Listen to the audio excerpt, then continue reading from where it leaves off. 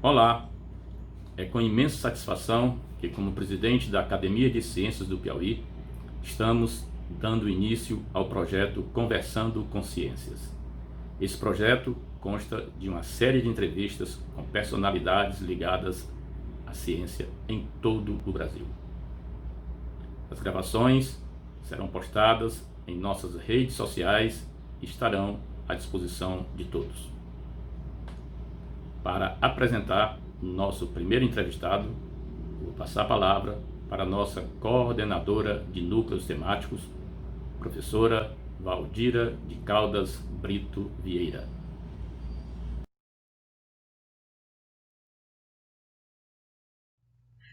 Olá, pessoal!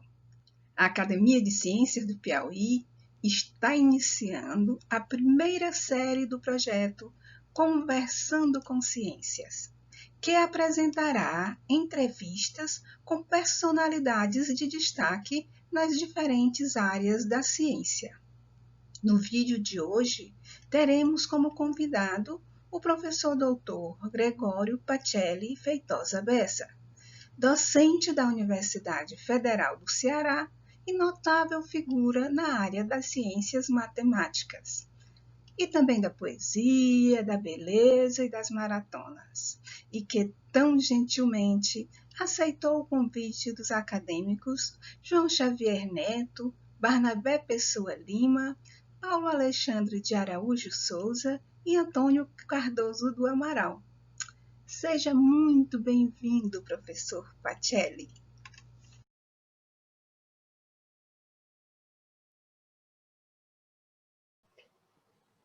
Pois bem, nós estamos aqui, eu, professor Barnabé Pessoa Lima, juntamente com o meu colega do Departamento de Matemática da UFP e da Academia de Ciências do Piauí, professor Paulo Alexandre de Araújo Souza, para conversarmos com o professor Gregório Pacelli Feitosa Bessa, membro titular da Academia Brasileira de Ciência, professor titular da Universidade Federal do Ceará, uma pessoa que eu considero uma das estrelas de primeira grandeza da matemática brasileira. Atualmente, o professor Bessa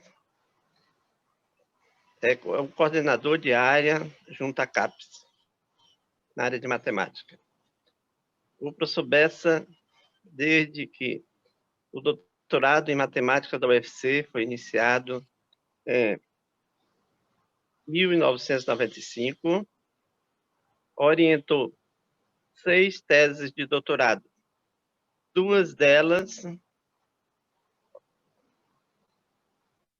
de docentes da Universidade Federal do Piauí, o professor Leandro de Freitas Pessoa e o professor Antônio Wilson Rodrigues da Cunha. Orientou 14 dissertações de mestrado. Entre esses orientando, 5 deles são piauienses.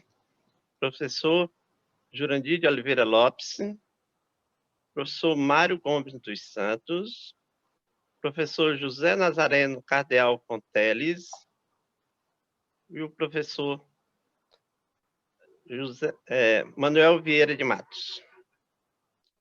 Ao longo desse tempo, o professor Gregório Bessa publicou 37 artigos em revistas de altíssima qualidade. Entre elas, 2 desses artigos no Jornal de Geometria Diferencial, o jornal mais bem conceituado na área de geometria diferencial em todo o mundo. Desses 37 artigos, 5 deles foi em colaboração com professores do Departamento de Matemática da Universidade Federal do Piauí. Além disso, o professor Gregório Bessa é membro do Comitê Científico da revista criada recentemente da Academia de Ciências da Natureza, Ciências do Piauí.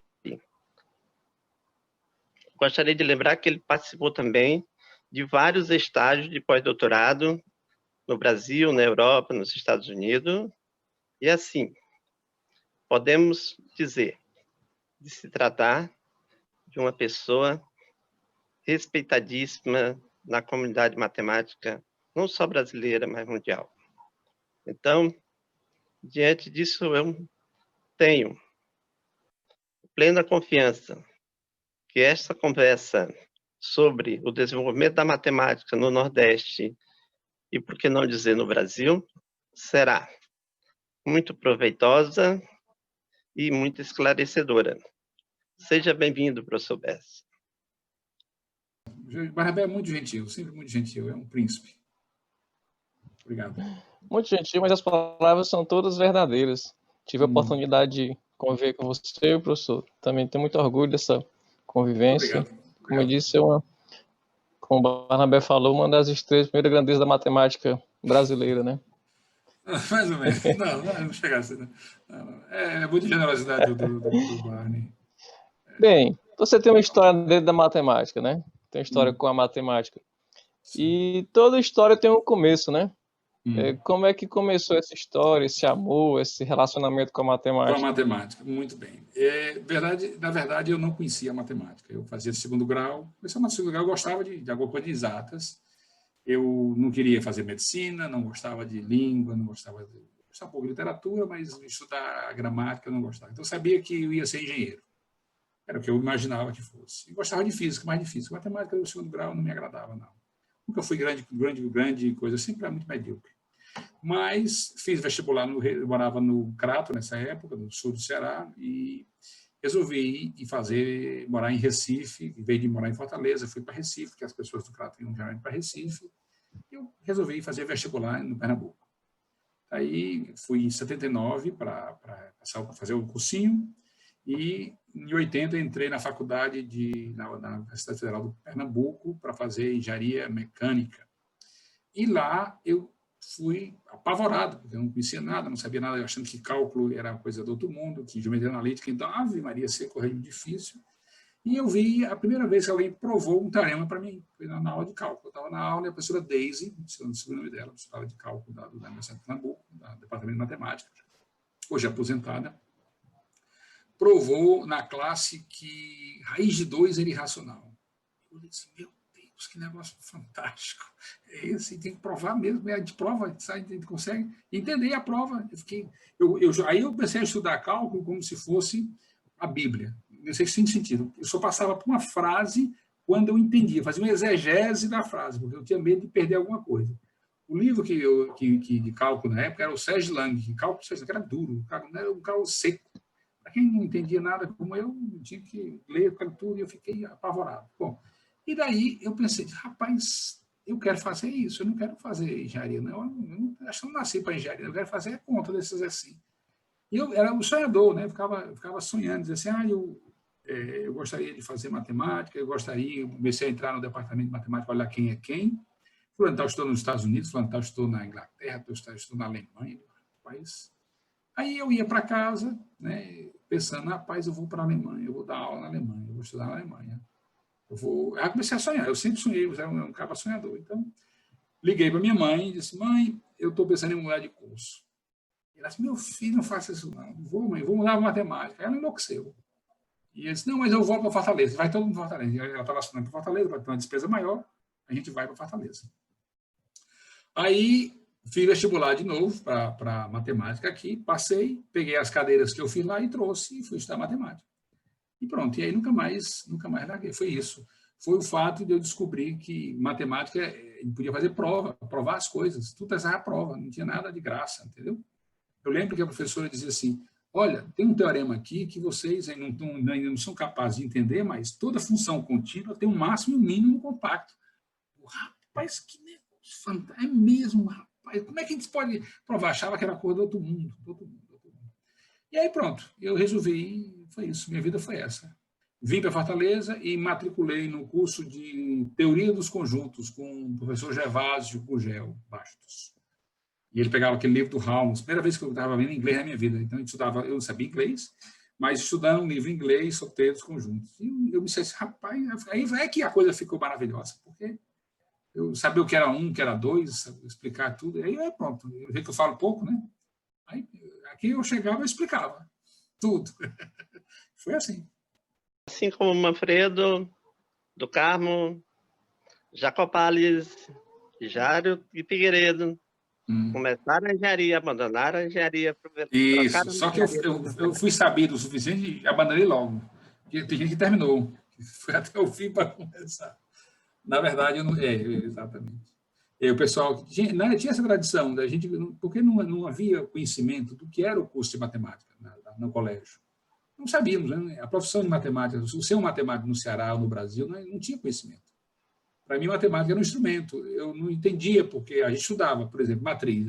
Para que serve matriz? Ou estavam os logaritmos, várias verdades, mas não tinha uma coisa que você realmente se encantasse. Já em física, não. Física, você via lá o trenzinho, qual é a velocidade que o trem vai chegar, quanto tempo ele vai chegar na cidade, 2 trens, quando é que eles vão se bater, qual é a velocidade média, uma mosca viajando de um trem para outro, e os trens vindo, e aí você saber uma série de conta que você faz que lhe encanta muito mais. Já a matemática não tinha esse encanto, ninguém dizia por quê. E então ficava coisa assim, era como estudar gramática. Para mim, predicado era o que viesse depois do verbo. Se o João viesse depois do verbo, coitado, passava de sujeito para predicado, ele virava predicado. Para mim era assim, eu não tinha uma noção. Até na hora que você percebe que existe em matemática uma coisa divina, que é a beleza, é o que rege a matemática. O que está por trás, o critério, para mim, o critério de verdade é a beleza. Com a exceção dos teoremas falsos, que são muito bonitos, mas são falsos. Mas quando você percebe, a beleza é um critério, ela como é que eu posso dizer? Quer dizer, a matemática bonita, ela é regida, ela é pautada na simplicidade, na elegância. É como se fosse um poema, é como se fosse um Rodin, assim, né? Uma estátua muito bem feita, um Michelangelo, seria isso. E é isso. Eu falei isso porque eu não sei, mas eu falei. Ok, professor. Além de matemático, nós sabemos que você é poeta, né? Tem publicações. Poeta, dizer que é poeta é muita coisa. E também uma atleta. Beleza. Eu gostaria que o senhor falasse um pouco dos do poemas. Gregório Bessa, poeta, e do Gregório Bessa, atleta. Jesus. Ok, vamos lá. Poeta, talvez eu tenha mais. É o seguinte. O fato de... Eu sempre gostei de poesia, de beleza, porque a única coisa que eu gostava de literatura, de português, era literatura, certo? E das poesias, eu gostava daquelas que tinham forma, que tinham sentimento, que traduziam alguma coisa que eu... Não é só a beleza, é o fato de eu assim, rapaz, eu me vejo... é algo que eu gostaria de ter dito, certo? Então, uma poesia está relacionada à forma e também à beleza. Ela, de fato, se você sabe, o Plácido, meu colega, também faz poesia. Faz poesias bonitas, perfeitas, trabalhadas. A poesia, ela reflete, talvez, como é que eu posso dizer? Esse filtro, não. Esse padrão de beleza que você adquire com a matemática. Você não aceita qualquer poesia, qualquer porcaria, tá certo? Eu sempre na época, eu sempre escrevia alguma coisa, quando eu tinha uma ideia, eu pegava uma ideia, né? Eu quero escrever sobre esse poema, sobre essa ideia. Daí eu ia burilar qual era a frase para eu traduzir isso de uma forma fechada. Tudo que eu fiz foi soneto. Fiz umas bobagens que não eram soneto, não eram tão bonitas, mas aquele que eu mais gosto é feito 4-4-3-3. A forma bem rígida do soneto, certo?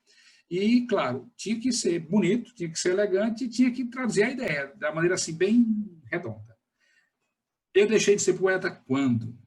Eu não sou um poeta mais, eu deixei de escrever poesia. Quando eu me deparei com Flaubert, com essa poetisa, Flaubert Espanca, que aí eu disse, não tenho condição de dizer nada, essa mulher, as poesias são tão perfeitas, são tão bonitas, que eu me sinto envergonhado em escrever qualquer coisa e dizer que isso é poesia. Certo? De fato, isso é um pouquinho de... Estou enganando vocês. É que, de fato, cada poesia que eu fiz tinha uma pessoa por trás. Eu sempre tinha um interesse ou, digamos, uma conquista para eu fazer. Então, eu sempre estava envolvido... Assim, nenhuma delas, todos os poemas que eu fiz tem um nome. Na época, eu era um adolescente, era muito novo, então eu me apaixonava de manhã e de tarde, por mulheres diferentes. Todas as mulheres eram belíssimas e bonitas, e todas elas mereciam poesia. E aí, eu escrevia, burilava, trabalhava. Né? É como fazer um paper. Poema é fazer um paper. Tem uns papers bons e tem uns papers ruins. Tem uns poemas bons e uns poemas ruins. E aí, o sindicato resolveu fazer um livro, acho que na segunda edição, eu entrei na segunda edição, de fazer o chamado uma coleção de poemas do intervalo. Poemas do intervalo é o seguinte, é que no intervalo das suas atividades, você faz poesia. Então, eles queriam fazer isso, certo? E fez um livro. E eu peguei 3 dos meus poemas e mandei. Por sinal, para mim, tem 4 poemas que prestam nesse livro todinho, certo? Que o pessoal não me usa. 3 são meus. O resto é só porcaria. Porque as pessoas acham que é só jogar as palavras e já está tudo certo. E, na verdade, né? A opinião, a beleza, a escultura, um bom teorema necessita muito trabalho, não é só inspiração. A ideia que eu tenho é essa. Agora, como eu vou apresentar a ideia para você? Né? Vou dar um exemplo. Eu fiz um poema em inglês, de 4 linhas. Eu tinha uma menina, tinha uma coreana que eu estava interessado nessa coreana. Certo? Uma mulher, assim, minha vizinha, assim, bonita. Eu achava ela bonita. E aí eu fiz um poema, e o poema dizia assim quer dizer, é uma bobagem, mas dizia a frase que eu queria dizer era que ela ria com os olhos, que ela ria, quando ela fechava os olhos fechavam. Quando ela ria, os olhos fechavam, né? Tudo só aquela assim. E o poema todinho era para terminar assim, você ri com os seus olhos. Essa era a frase. Aí para isso você tem que montar o poema aí e dizer, entendeu? Ri com os seus olhos. É isso. Bom, corrida. Bom, quem corre mesmo aqui é o Paulo. Esse é o corredor. Eu só sou façante. Por que eu gosto de correr? Quando eu morava no Crato, a gente tinha uma TVzinha pequena, preto e branco, e os programas eram muito chatos. O programa da TV era chato. Só tinha um programa que eu gostava, que era chamado Esporte Espetacular, acho que era no sábado. Tinha aquela música. E apareceu uma série sobre um corredor húngaro chamado Emil Zatopek. Ele ganhou 5, 10 a maratona na Olimpíada e ganhou. O cara era uma máquina, chamada A Locomotiva Humana. E eu olhei para esse cara e disse, rapaz, esse cara... Eu fiquei fascinado pela história dele. Não tinha enciclopédia, não tinha internet, não tinha nada. Eu tinha enciclopédia em casa. Então, o que eu podia buscar sobre esses Emil Zatopek? E eu achava que a maratona, como era uma corrida de 42 quilômetros, uma coisa gigantesca, ele corria só no trotezinho assim, né? Até um dia que eu vi no Esporte Espetacular uma pessoa passando na frente da maratona. Rapaz, o homem passou correndo uma velocidade impossível. Impossível. Aí é que eu fui ver que o pessoal corre perto dos... Eles não correm como 100 metros, mas não correm muito, não correm com mais, não muito longe, não. Quem ganha essas maratonas de primeiro lugar, aí eu digo, rapaz, será que um dia eu posso correr? E aí, bom, minha vida passou, assim, eu me tornei fumante, depois parei de fumar para voltar para correr. Estava interessado em correr, ganhar dos outros. Eu sempre fui muito competitivo. Na corrida, eu sei que eu não vou ganhar, mas eu tenho certeza que eu estou correndo para ganhar. Estou correndo para ganhar de todo mundo. Eu boto o meu 100% para correr. Chego sempre vomitando, chego botando o tio para fora, mas eu sei que eu não me importo em perder. Não me importo em perder. Eu me importo em não tentar ganhar, certo? Aí é isso. E aí, então, eu contratei, eu fui para um grupo de corrida para a Adriana e disse, Adriana, você acha que eu posso correr? Eu disse, claro, é óbvio que você pode correr. E aí ela começou a me treinar. Só que eu treinava só, que os horários eram diferentes de todo mundo. Eu ia, quando o pessoal começava a treinar de manhã, eu estava terminando. Eu começava às 4, 3 da manhã, em Fortaleza, correndo aqui sozinho. Eu treinei sozinho. E fui para Paris. Se eu vou correr uma maratona e eu não gostar, eu vou treinar, eu vou correr numa glamourosa, eu não vou correr numa maratona aqui de Fortaleza, ou sei lá onde sou, ou seja, no barro. Eu vou correr a maratona do barro. A primeira maratona da minha vida é que eu nunca mais não vai ter a segunda, e eu vou correr no barro. Não, eu vou correr em Paris. E aí fui correr em Paris. Rapaz, eu cheguei tão cansado, morrendo. Aí as pessoas começavam, no finalzinho, as pessoas olham o seu nome e dizem assim, Gregorio, Ale, Gregorio, c'est fini, Gregorio. Rapaz, aquilo me deu um ânimo, eu saí feito, eu corri 12 quilômetros com dor do joelho. Eu tive uma inflamação no tendão, no quilômetro 25, e eu fui caxingando, correndo e caxingando. E com o Gregorio, parecia que eu estava novo. Eu disparei na corrida para passar naquele troço, e pronto, terminei. E aí fui, pronto. De fato, ainda corri outra maratona, que aí eu me enganei, porque eu corri mais rápido do que devia, e bati no muro e cheguei morto. E aí, esse ano eu ia para Paris de novo, mas a pandemia me tirou, e aí eu já ganhei peso e tal. Mas esse ano eu corri meia maratona. É claro que meu passo, quando eu corro, eu já corri até 5h45 e já fui, era como se descendo na ladeira, mas não consigo mais esse passo, não. De 6 minutos o quilômetro, não. Isso aí não é para mim, não. Isso aí é para outra pessoa. Quem corre isso aí não sou eu, não. Para mim, o meu sonho é correr a maratona em 4h30. Mentira, em 4h11, que o Cleão correu em 4h12, eu quero ganhar dele. O Frazito corre muito. A competitividade, né? Não, eu sempre estou para ganhar. Eu não entro para perder, não. Mas de novo, eu tenho até uma máxima, né? Assim, se eu me importo em ser comparado. Não acho, eu não me comparo com ninguém, mas mais ou menos. O segredo da vida é encontrar o seu japonês. Vou explicar. Tem uma pessoa está com um japonês andando na selva, numa savana, e aí ouve um leão rugir. E aí o sujeito se baixa e começa a calçar o tênis, né? Aí tira da mochila o tênis, e o japonês diz assim, mas você não vai querer correr mais que o leão, vai? Ele diz, não, eu quero correr mais que você. Então, o segredo da felicidade é você encontrar um japonês e você passar dele, certo? Você escolhe um e pronto. Porque vai ter 1000 pessoas que passam. Então, você escolhe uma pessoa que você pode passar. Aí, se eu escolher o japonês como sendo o Cleão, aí é difícil, porque o Cleão corre muito. O Cleão corre, terminou a maratona em 4h12. Para mim, isso é uma velocidade, estupenda. Eu sei que o Alias termina em 3h50, o Paulo termina em 3h40, mas, para mim, se eu chegasse a 4h11 para bater o japonês do Cleão, eu estaria bom, mas é difícil. O meu japonês sou eu mesmo, nesse aspecto. Isso. Mas, como você falou em termos de poesia, que tem que ter um padrão para a poesia ficar legal, eu acho que a maratona também tem uma certa relação com a matemática, porque a corrida de modo geral, né? Porque você tem que se esforçar ao máximo no treinamento, seguir uma planilha e treinar, exercitar para obter o resultado. Eu acho que tem muito a ver com a matemática isso, né? A matemática você tem que sentar, trabalhar, fazer conta, que os resultados vêm futuramente, né? Eu acho que e outra coisa, tudo bem com muito trabalho. Eu tenho uma brincadeira com meus amigos da física, em relação à beleza, a Deus. Aí eu chego lá com os temas mais polêmicos para discutir. Está me ouvindo? Para discutir com o pessoal da física. Eu chego lá na mesa e disse, é assim. Aí o pessoal fica... Então, eu disse assim, o meu polêmico é o seguinte, tem um pessoal que não acredita em Deus, e eu acredito em Deus. Né? Aí eu disse assim, tem uma frase de Heisenberg, o pai da mecânica quântica, que diz assim, que no copo das ciências naturais, o primeiro gole você se torna ateu, mas Deus está lhe esperando no fundo do copo. Certo? Você descobre a harmonia, a beleza, a impossibilidade da coincidência, que a matemática modela uma natureza, a matemática é uma invenção humana, do cérebro humano, que as estruturas de matemática são inventadas, e elas são exatamente as que modelam a mecânica quântica, a natureza, a física, as químicas, tudo se revela que obedece um modelo matemático. Então, você percebe que não pode ser, a menos que ele seja divino. E aí diz assim, se você é ateu, é porque não estudou o suficiente. Aí você precisa estudar mais física. Aí eu digo para eles, eles ficam doidos. Assim, se você ainda ateu, é porque não estudou o suficiente. O dia que você estudar realmente e não se espantar, você se espantar assim, se admirar, você olha para um teorema assim, rapaz, que coisa belíssima. É divino, é Deus. Você olha, não é possível. As estruturas são perfeitas.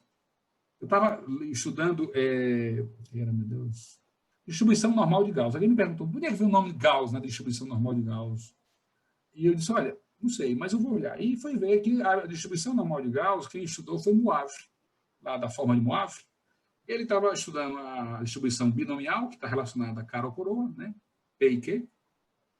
Uma moeda com probabilidade P e Q, P mais Q igual a 1, então você tem uma distribuição de probabilidade binomial. mas que há uma certa, por exemplo, há um limite, digamos assim, num processo de limite, ela se torna a distribuição normal de Gauss, cuja distribuição é aquela curva sino, né? E uma é o caso extremo. Então, alguém estudou a diferença se você usa a distribuição normal ou a binomial. Então, o erro que você...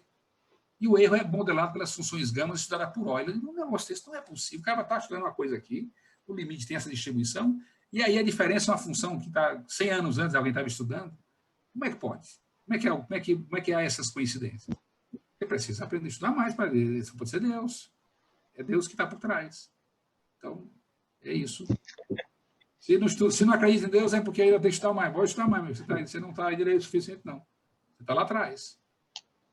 E, de fato, né, vocês conhecem o teorema, vou falar o teorema, chamado Teorema de Borde-Villakin-Guth. Eu vou dizer mais ou menos. Você tem um modelo lorentziano que seja expansivo. Você pode traduzir isso que a constante de Hubble, a altura média das esferas geodésicas, é maior ou igual a zero, em média. Ela se expande. Então, esse modelo, qualquer que seja ele, é geodesicamente incompleto para a geodésica do passado. Significa que tem que ter um começo. Origem tem um começo. O espaço-tempo, qualquer que seja o modelo que você olhe, espaço-tempo, ele tem uma origem, tem um zero, e vem do nada, porque tudo que existe vem depois do espaço-tempo. É espaço e tempo. Matéria está aqui no espaço-tempo. Antes, não existe nada. Não tem nada, não tem espaço, não tem universo. Isso é um teorema de matemática, isso é sob hipótese nenhuma. Certo? Isso aí é quando o cabo estuda muito e descobre um teorema desse. Ok. Posso falar mais. Ainda bem, como eu falei anteriormente, seu entusiasmo e talvez a corrida tenha perdido um grande corredor, mas a matemática ganhou um grande matemático, né? Que contribui muito, ainda contribui. E o desenvolvimento da matemática piauiense tem a ver com o seu crescimento matemático, né? Sim. Poderia falar um pouco dessa sua relação? Posso. Olha, o Piauí é curioso. O Piauí começou... a minha história com o Piauí começou eu morrendo de medo de ser assaltado no IMPA, no Rio de Janeiro. Né? Morava na pensão Sixel e eu cheguei no sábado e passei o sábado e domingo dentro da pensão morrendo de medo, não sabia onde é que jantava, onde é que comia, nem nada, morrendo de medo. E aí, desci na segunda-feira e vi uma pessoa com uma pastinha de rapaz, isso aí deve ser ir para o IMPA. Assim, tu vai para o IMPA? E era o Barnabé. E o Barnabé estava lá com o João Xavier, fazendo mestrado. O que eu sabia é que já havia algumas pessoas assim, que incentivaram eles dois a saírem, né, para fazer mestrado. Nessa época, o Piauí não tinha muita coisa. O Piauí tinha uma licenciatura, né, sem nenhuma perspectiva de crescimento. Não por causa que as pessoas fossem ruins ou não, porque eram aqueles tempos. Né? Vocês fizeram um esforço, as pessoas que estão lá, que eram da época, fizeram um esforço em pegar os seus quadros e tentar mandar para um centro melhor, mais desenvolvido, para eles trazerem. Né? Então, a matemática agora eu vou fazer um outro paralelo. A matemática é como a igreja, certo? A igreja, ela nunca vai se acabar, mas ela pode se acabar num canto. Quer dizer, a igreja pode ser que ela não acaba globalmente, mas em uma certa região ela pode se desaparecer. Os departamentos de matemática é a mesma coisa. Eles podem desaparecer em alguns pontos, ou podem aparecer. Ou seja, na mesma época, tem outros lugares do Brasil que estavam na mesma situação do Piauí, naquele tempo, em 87. E o Barnabé e o João Xavier foram lá para o Rio, fizeram mestrado, voltaram para cá. Acho que o João Xavier foi doutorado em algum outro lugar, não me lembro bem se ele foi, mas foi doutorado. Mas eles dois, sei lá, são metidos mesmo a furões, né? Embora o Brasil na mão, fazem, bota a cabeça e trabalha, fica doido. Xavier fez doutorado na COP. Na COP, exato, você fez na COP. Mas, de qualquer maneira, eles montaram um projeto de fazer um mestrado interinstitucional que ele envolvia o Departamento de Matemática do Ceará e o Departamento de Matemática da Federal do Piauí. O Ceará estava com 3 anos de doutorado, nem isso, estava com 1 ano de doutorado. Né? Tinha começado em 95, esse projeto começou em 96. Se não me engano, foi em 96, fizeram esse projeto de fazer esse mestrado interinstitucional. O que significa? Os professores do Ceará passariam 2 meses por vez dando cursos no Piauí, e no último ano, os professores do Piauí iam, ou nos últimos 6 meses, iam para o Ceará lá estudar. Então, veio eu, veio o Levi, veio, não sei se o Luquezio veio, entrou o João Xavier, e teve uma... Sebastião e Fábio. Sebastião e Fábio, exato. E veio para cá. E eu fiquei, por isso que hoje eu sinto que o Piauí é minha casa, porque eu fui muito bem recebido nesse período. E eu tive 4 alunos. Foi a Lilane, que hoje é da UESP, né? Acho que é da UESP, da Estadual do Ceará, do Piauí. O Mário, que é professor de vocês, o Mário. O Cardeal Fonteles, o Nazareno, que na época era professor, hoje é aposentado, né? E o Jurandir foi antes. O Jurandir foi para o Ceará, o Jurandir foi fazer mestrado no Ceará. E lá eu orientei o Jurandir. E desse primeiro germe, né, o Piauí cresceu, montou o mestrado e montou o doutorado, que eu tive o privilégio de dar aula inaugural, né, foi chamado, fiquei muito satisfeito, muito honrado com essa oportunidade de dar aula inaugural do doutorado. E eu sei, bom, eu tive 2 alunos de doutorado do Piauí, que são professores de daí. Um deles está aqui comigo hoje em Fortaleza trabalhando, é o meu aluno, que vai para a Alemanha numa bolsa distinguida, sei lá como é que diz isso, e ganhou a bolsa da Alexander von Humboldt, Alexander von Humboldt, quer dizer, 9 bolsas no Brasil inteiro para todas as áreas, ele foi um dos contemplados. O seu Piauí cresceu exponencialmente, enquanto os outros departamentos, muito departamento que continua ainda não é a mesma. O que acontece? Falta a sorte, a graça de ter uma pessoa, 2 pessoas ou grupo que tenha que seja essa mola motriz. Você sabe que para você ter uma tarefa a ser feita por N pessoas. Digamos, você olha os papers de todo o grupo do Piauí, olha todos os papers do Piauí, do ano de 2020 ou 2019. Metade dos papers é feito pela raiz quadrada do número de pessoas que está fazendo paper. Sempre, isso é uma lei empírica. Se a tarefa, 50% da tarefa é feito pela raiz quadrada do número de pessoas para fazer a tarefa. Você sempre tem, a quem diz assim, é sempre o mesmo texto. O texto diz, faz isso, o texto faz aquilo, o texto faz aquilo, o texto faz aquilo, mas é sempre o mesmo texto. Todo mundo faz. Então precisa, você, Barnabé, precisa o João para ser o pilar desse departamento, que hoje já caminha só. Hoje, se vocês se aposentarem, eles já vão ter os seus próprios caminhos. Mas, naquele tempo, precisava desse furacão, desse fogo, né? Esse fogo que eram vocês para fazer isso. Então, eu acho é um exemplo, é um estudo de caso. Você pode dizer assim, rapaz, olha, o Minter é um sucesso, foi um sucesso. O Minter, você tem aqui a trajetória Minter, depois mestrado, Minter, um monte de aluno novo indo fazer curso fora em todo canto, voltando, esse pessoal cresceu, fez o mestrado, esse pessoal cresceu, fez o doutorado. Hoje não deve a ninguém. Hoje é um departamento formado, né? Quadros com gente premiada, gente bolsista, com tudo. É uma maravilha. É uma maravilha. É o departamento... é isso. Eu sempre penso que o departamento do Ceará e o departamento do Piauí são irmãos, né? São departamentos irmãos, são departamentos que não tem... que um precisa do outro, né? Sempre. O Ceará precisa demais do Piauí, demais. Sem o Piauí a gente cai. Continuando, professor Bessa, com a matemática piauiense. Sim. De fato, naquela oportunidade que nós nos encontramos, em janeiro de 1987, em frente à Fundação Getúlio Vargas, né? Na verdade, eu sonhava em ser mestre, e você sonhava em ser doutor, né? Você estava uma passagem, assim como o Manfredo do Carmo fez um estágio no INPA antes de ir para os Estados Unidos, você foi fazer um estágio no INPA antes de ir para os Estados Unidos. Você já falou um pouco da sua relação com a matemática piauiense, né? Eu gostaria de colocar que a aula inaugural, e agradecer, o tema foi escolhido como princípio do máximo, né? Um tema e as contribuições do Piauí. Exatamente. Eu gostaria que você falasse um pouco mais de como você viu toda essa evolução de um departamento que saiu de um curso de ciências com habilitação em matemática, química e física para um curso com mestrado, depois com doutorado. Isso. Tudo isso aconteceu realmente nos últimos 25 anos. O primeiro mestre do Piauí pela UFC foi o Gilvan, no início da década de 90, e você orientou o Jurandir, acho que o Jurandir foi o segundo.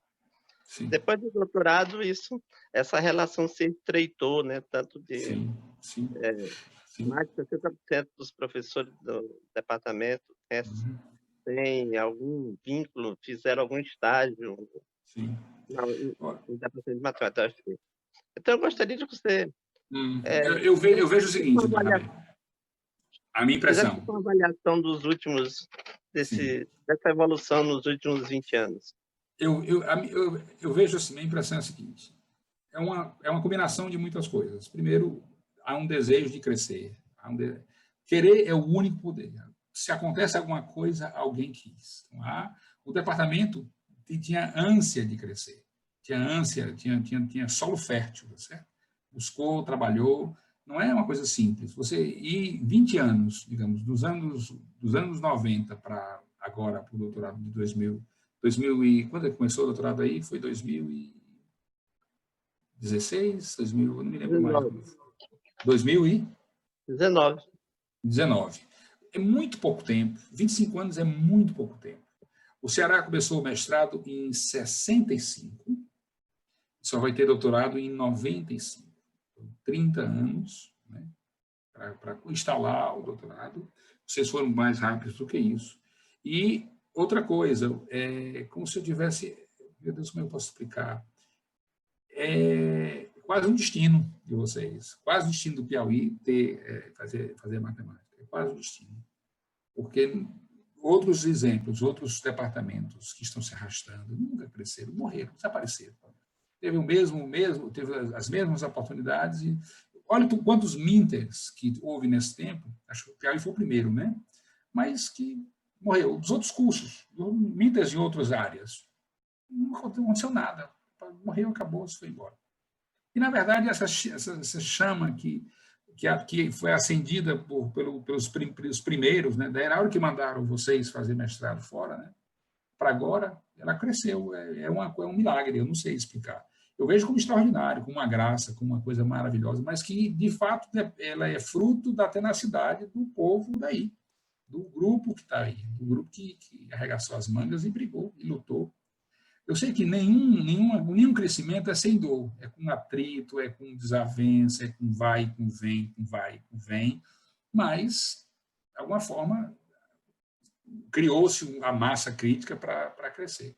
Alguns departamentos, a massa crítica do não crescer vence e mata. É assim que eu penso. Não sei se eu posso dizer mais. Eu vejo com muita gratidão, muita alegria esse crescimento. Né? Acho extraordinário. Eu acho extraordinário. Por ter as pessoas que têm, as pessoas que... Né?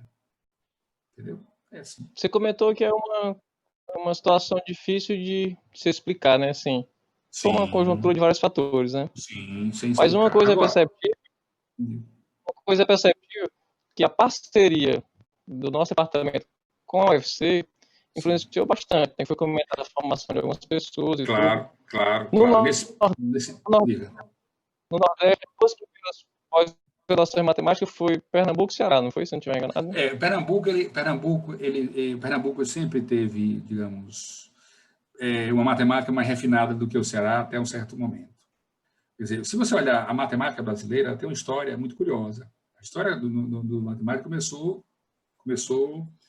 ok, o Brasil começa como nação em 1808, quando a família real se muda para Rio de Janeiro e traz as instituições que tinha. Trouxe museu, trouxe biblioteca, trouxe escola, trouxe fábrica de moeda, trouxe fábrica de pólvora, trouxe teatro, trouxe correio, trouxe as leis, trouxe uma certa áreas de civilização, né, do velho mundo. Aqui não tinha nada, aqui era uma colônia abandonada, aqui, né, não tinha nada. Então, com isso, curiosamente, ele trouxe os professores da escola militar.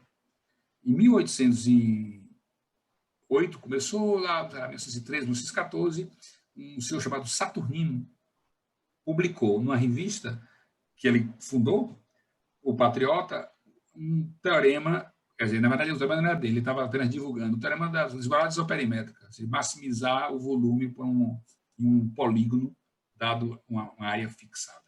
Coisa sensacional, né? Naquela época, 1908. E em 1942, criaram o doutorado em Ciências Matemáticas e Físicas, mas no intuito de que a matemática fosse aplicável à engenharia, a engenharia militar, as engenharias. Tudo que se via na época era influenciado pelo positivismo, que era uma matemática útil, matemática utilitarista. E uma pessoa que terminou o doutorado lá, o tal de Joaquim Souza Gomes, ou Souzinha, terminou em equações diferentes, em dinâmica, dos sistemas dinâmicos, e análise de equações diferenciais, né, estabilidade de equações, assim. Foi para a Europa, publicou na Europa, mas não deixou a escola. Então, quem começou a criar e romper com o positivismo e criar uma ciência pela ciência, estudar a ciência pela ciência, foi um matemático cearense chamado Otto Alencar. Otto Alencar tinha vários estudantes, ele influenciou todas as áreas, aí as pessoas começaram a estudar biologia, começaram a estudar física, astronomia, por estudar, não precisava saber se ia ser utilizado ou não. E um aluno dele criou a Academia Brasileira de Ciências, e um aluno do aluno criou o INPA, ele fundou o INPA. E os primeiros 3 pesquisadores do INPA eram Maurício Peixoto, do Ceará, Paulo Ribeiro do Recife e Nashbin, Leopoldo Nashbin, de Recife também. Ou seja, começou lá. Então, Recife tinha essa influência dos judeus que viviam em Recife, tinha uma coisa muito mais...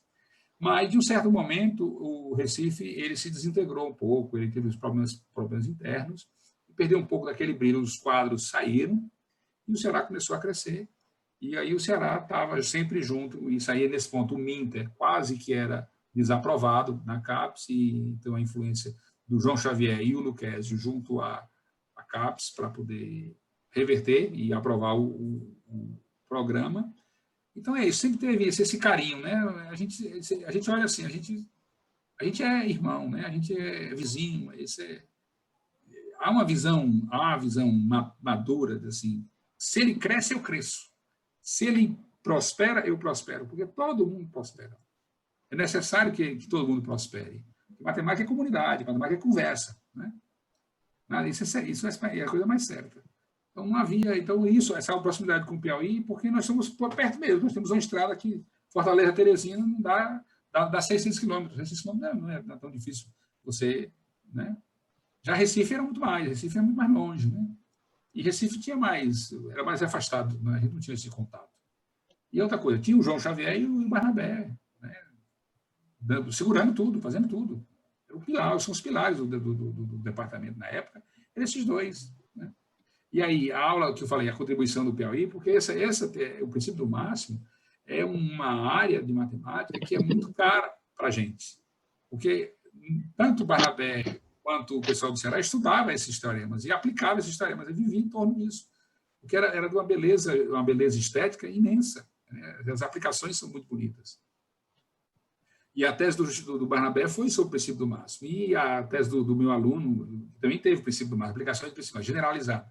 De fato, a minha história com o Leandro eu fui uma defesa de mestrado do Leandro, que é o coordenador, é o Barnabé. E aí ele mostrou o teorema, eu disse, rapaz, esse teorema eu não conhecia não. Ele disse, não, quem provou fui eu. Já no mestrado já estava provando o teorema.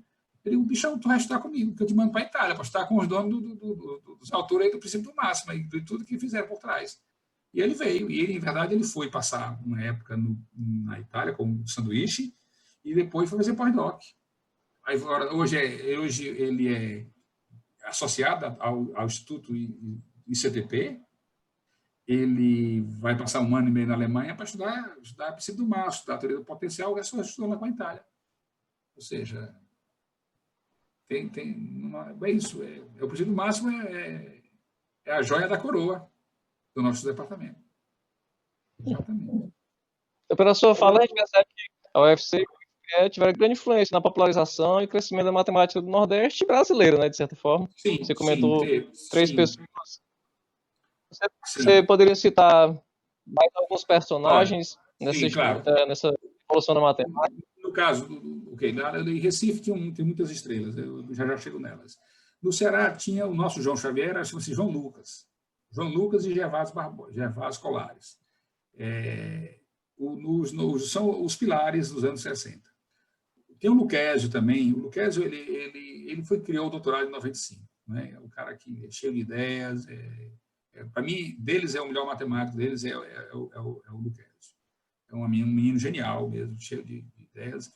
E Luquésio ensinou eu creio que ele ensinou muita gente lá no departamento da seguinte forma. A filosofia do Luquésio é liderar é servir.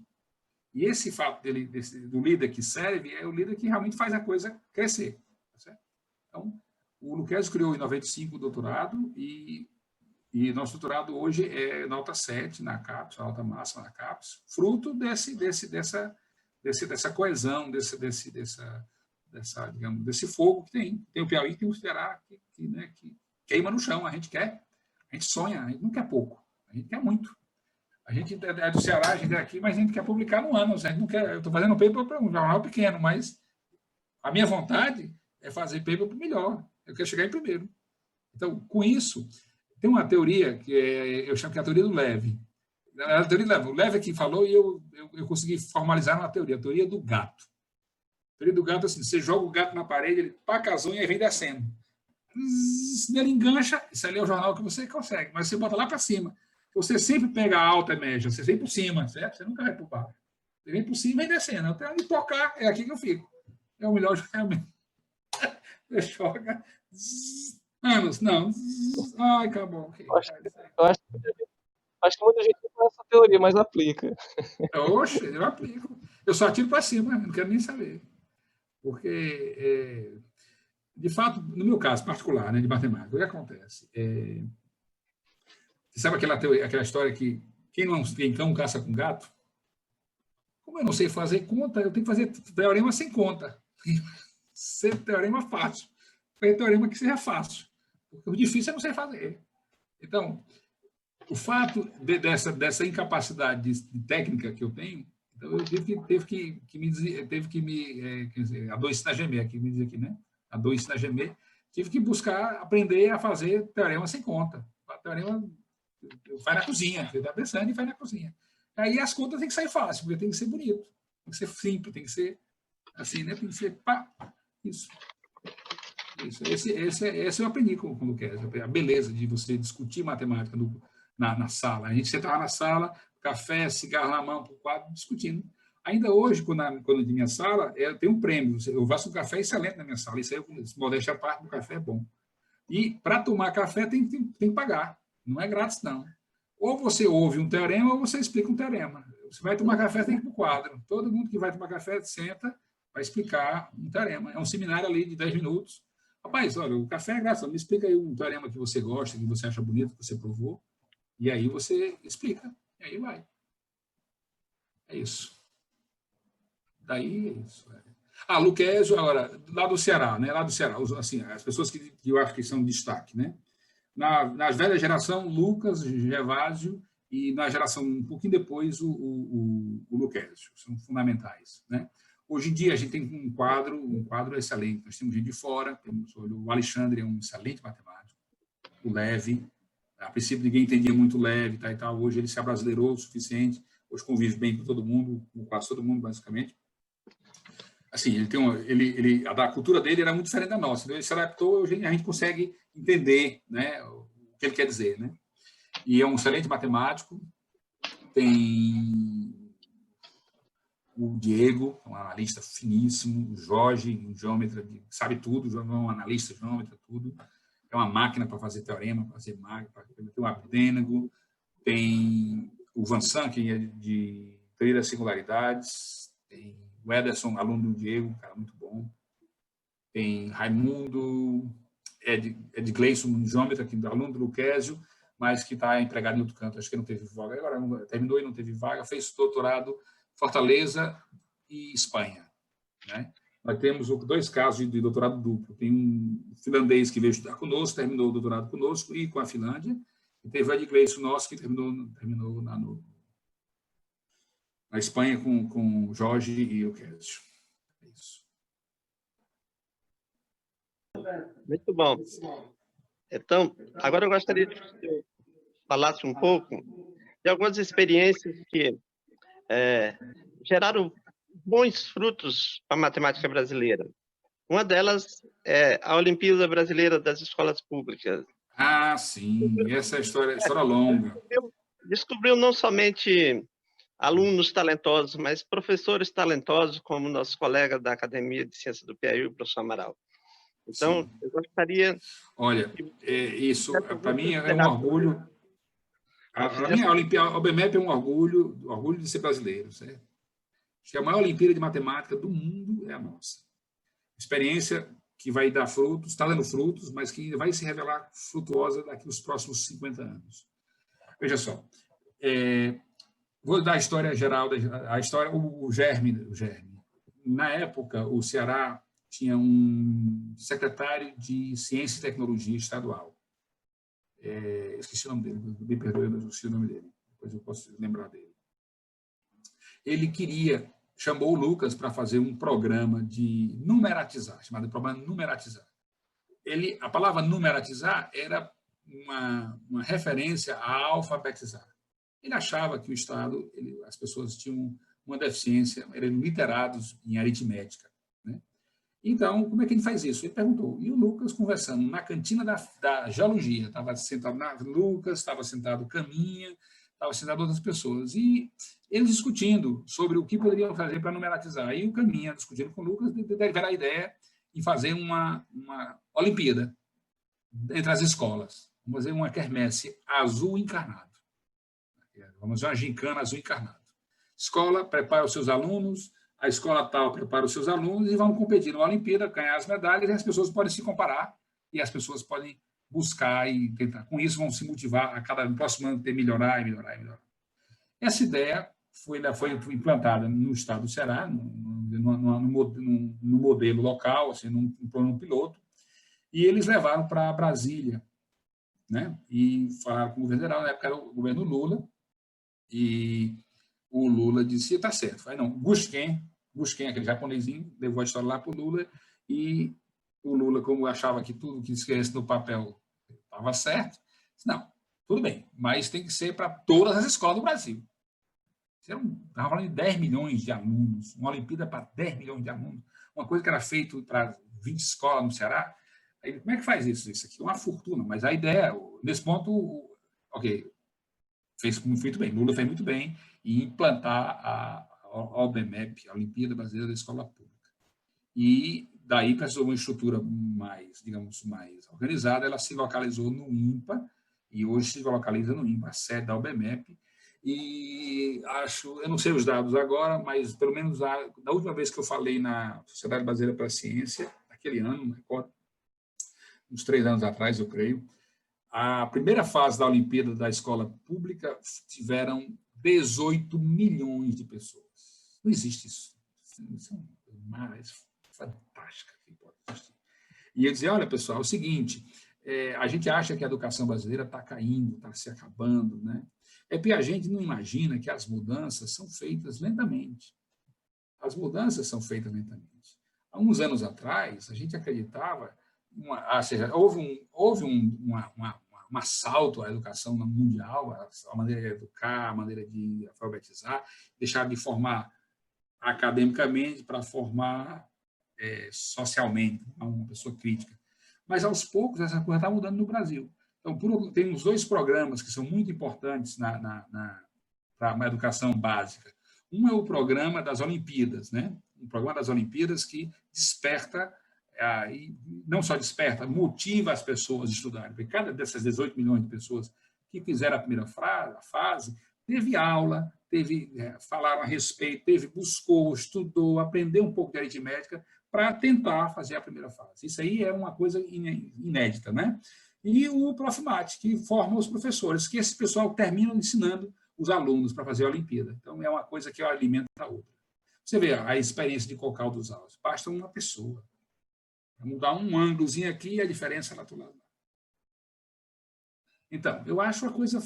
Olha, daqui a uns anos, você vai ver os alunos de qualquer dos aulas lutando para entrar aí, né, no seu departamento, para fazer matemática, para fazer doutorado em matemática, os seus talentos.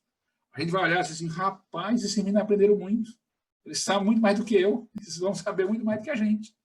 Porque a gente fez matemática, não estudou isso. A gente não tinha noção. E hoje eles estão sendo servados, tratados desde criança. O professor Amaral, que cuida dessas crianças, é um herói. E aí você vai ver, vai ser uma coisa assim, sei lá, fantástica. Eu acho uma coisa fantástica. Nosso tempo está avançado. Olha, Jesus Cristo. Eu gostaria só de uma observação, que teve uma versão no estado do Piauí da Olimpíada Brasileira das Escolas Públicas, no mesmo período do numeratizar lá no Ceará. No Ceará, certo? E, para finalizar, eu gostaria de pedir para você... você fez doutorado, seu tema foi o Teorema da Esfera. Foi. Depois publicou vários artigos na área de estimativa de valores, estimativa laplaciano. Eu gostaria que você dissesse agora o que você está pensando nos últimos tempos. Tá bom. Na verdade, ok. A minha trajetória, eu comecei com teoria da esfera, eu queria topologia e geometria, queria estudar o grupo fundamental, mas não deu certo, minha tese nesse ponto ela não travou, e eu tive que mudar de problema e peguei um teorema da esfera e consegui resolver, mas era geometria riemanniana. Vim para o Ceará, e eu passei um tempo no Ceará e fui para a Itália. Na Itália eu tive uma ideia e dividi a ideia com o Luquez, discutimos e tentamos montar uma prova para o problema de Calabi, que não existia mínimas limitadas. De fato, o problema é que as mínimas limitadas existem, e existem muitas. Então, minha prova nunca ia funcionar. Então, eu comecei a estudar as superfícies mínimas usando o princípio do máximo, usando o Amorial. Na época, a gente queria enganar o Amorial. Não era... A gente pegava a prova do Amorial que não funcionava, mas a gente fazia um truque para poder... A parte da prova funcionando, negava que existia a mínima, mas não deu certo. Muito bem. E aí, eu comecei a estudar superfícies mínimas, assim, estudar altos valores de subvariedades mínimas e tal. Mas aqui e lá eu estudava também um pouco de aplicações do princípio do máximo, essas coisas, sobre como a superfície estava no espaço e tal. Num período qualquer, eu estudei com o Luquez e o Geraldo, que faleceu há pouco tempo, interseção de superfícies mínimas com curvatura limitada. Esse é o teorema do half space que eu estudei entre 98 e 2001, a gente fez esse teorema que mostra que, dado duas superfícies mínimas com curvatura limitada no R3, se intersectam, a menos que sejam planos paralelos. Muito bem. Em 2008, eu me deparei com um paper, um survey do Grigorian, Alexander Grigorian, que ele introduz certas ferramentas estocásticas, teoria do potencial, para estudar movimento browniano em superfícies mínimas, em variedades. Um processo estocástico, e a geometria influencia esse processo estocástico. E de lá para cá eu fiquei assim, obcecado com esse assunto. Aqui lá eu estudo um pouquinho essas coisas, certo? Então, o problema que eu estou estudando agora, inclusive estou estudando agora com o Luquezio e com o Leandro, é o seguinte: você considera uma superfície mínima que é recorrente, ou seja, o movimento browniano é recorrente. E você pega uma superfície mínima, curvatura limitada. Você quer saber se intersecta ou não. Quer dizer, você tem essas mínimas, essas recorrentes, elas não se enquadram em nenhuma das categorias. Elas podem ser próprias ou não. Elas podem ter curvatura limitada ou não. E ela contém o plano. Ou seja, de certa forma, é uma classe diferente dessas outras aqui. Então, a gente está provando um teorema de half space para essa categoria. Você pega uma mínima recorrente, que não tem nada a ver com as outras, e ela intersecta no plano e usa o princípio do máximo. Na prática, para o caso dela mergulhada, você usa o princípio do máximo para superfície parabólica, recorrente é parabólica. Aí, a prova, sim, é elementar. E eu tenho um segundo problema, que é o problema que eu penso nele há mais de 10 anos, aqui e acolá eu volto, mais de 10 anos, mais uns 15 anos, que eu quero estimar uma cota superior para o primeiro alto valor, ou seja, para a bottom do espectro de uma mínima própria no R3. Uma superioridade mínima própria.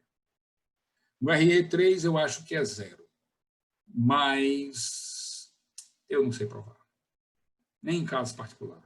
A única coisa que eu sei provar é que se o volume extrínseco crescer menos do que exponencial de R ao quadrado, é raro existir uma superfície assim, aí o lambda é 0, mas sei provar. Isso eu estou trabalhando com o Luquezzi e com um menino da Espanha, mas faz tempo. Por que eu volto?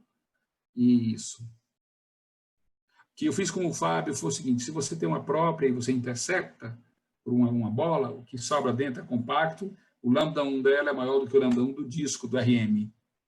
Agora, por cima, eu preciso de uma cota. Eu desconfio que é M sobre M menos 1, vai ser um pouquinho maior que 1, vezes o lambda 1 do de baixo. Isso é belíssimo, se fosse verdade. Mas... eu pego no ânus esse aí, se Deus quiser. Professor Bessa, muitíssimo obrigado. Paulo, você quer dizer alguma coisa? Eu só agradecer pelo aceitar o convite, participação. Acho que foi muito motivador e esclarecedora a nossa conversa. Rapaz, é um prazer conversar comigo mesmo. Se vocês quiserem 10 horas conversando sobre matemática, eu converso. Eu não me canso, não. Certo? Bom, matemática, poesia, beleza, aquecimento global, qualquer coisa. Eu vou mostrar para vocês aqui, levantar aqui. Está vendo ali aquele chapéu ali? É do aquecimento global. Valeu, Pedro. É a minha caneca. A caneca de café. Muito bom, bem. Valeu. Alô, Carlos. Um abraço. Valeu. Obrigado. Muito obrigado. O prazer foi meu. Um abração.